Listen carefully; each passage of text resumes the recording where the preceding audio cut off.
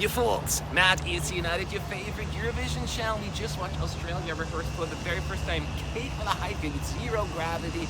We all knew something was going on because she did say, I'm going to ditch my current stage and there will be significant changes. But I wouldn't even say she ditched her entire staging, but she improved upon it. And maybe that's the best way to phrase it. What do you think, Zach? Yeah, there's a huge difference between perception and truth, and I think she tricked us.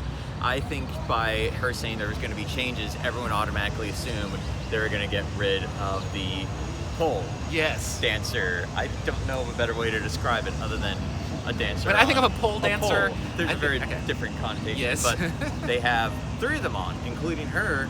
And I remember when they first showed the imagery and the whole scene, there were audible gasps from the press center. And it was probably the first set of gasps we had from the press center this year.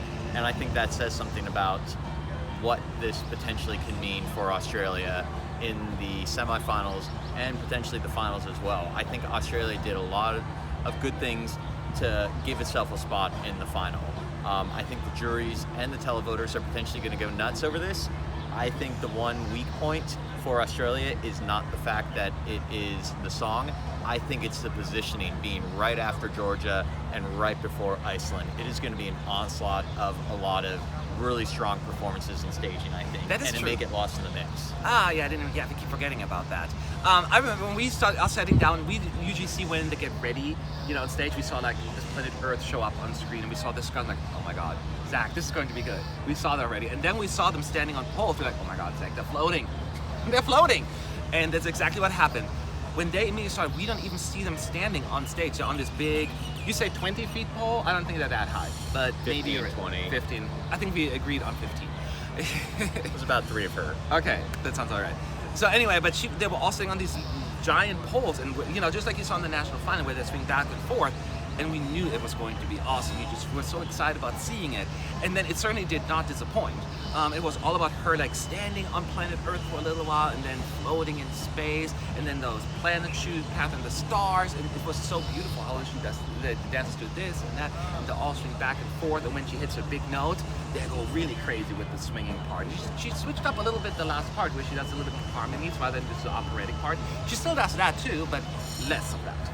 And I think that is actually a really nice addition. It works for me as well. So I think a lot of people complain like the last 30 seconds was a little boring. Yes. It has this breakdown, this new bit of music that comes into play, and people said, well, that's it, and she's just kind of standing there. And to have her actually moving and swaying with the dancers really was just so dynamic and such an improvement based upon the national final. Me personally, I love that last 30 seconds of the national final where the dancer's out of control, and you get that plus her being part of that as well, because I always thought it was a little odd in the national final video where she's just kind of standing there on her wedding cake dress, just kind of wedding cake dress, ad-libbing, and now she's really part of it, and that takes a lot of work to have the control to be on that and singing in that style. And if you notice during the rehearsals, like there were times where I felt like she was a little out of control, and she was like holding her stomach almost to make sure she could sing in the proper way that she could.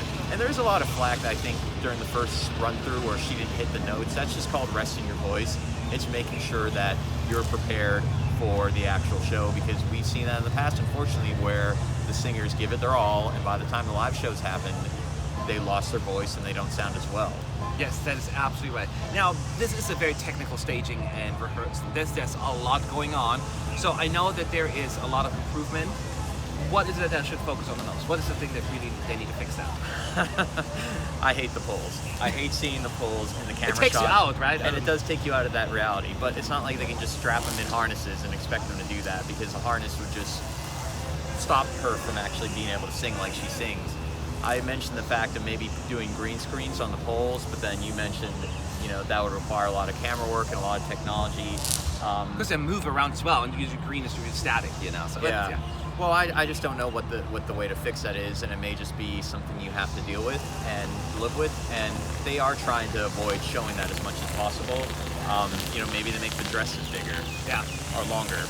That would be an idea. That could be, and it's true, and because it is such a technical, difficult thing, and they move around, swing and forth. There were a lot of camera shots where they're not quite right. Like, that one screen, you can see them up to here, and there was all that empty space above them. So there's a lot of camera work that they need to do, but these are all just things that I almost expected. When I saw, oh, this is going to be a very elaborate staging, I said in the live stream, don't judge this too much because there will be a lot of issues and mistakes on this one because there's so much going on. But come dress rehearsals, I think we'll be fine. I'm very confident because it was already pretty good considering the circumstances.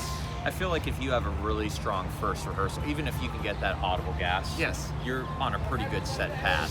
You're already have buy-in, and you're gonna have from the press. You're probably gonna have that same buy-in Yeah. from the televoters as well and the jurors. So I think Australia has done a really good job of securing their spot in the final. I concur.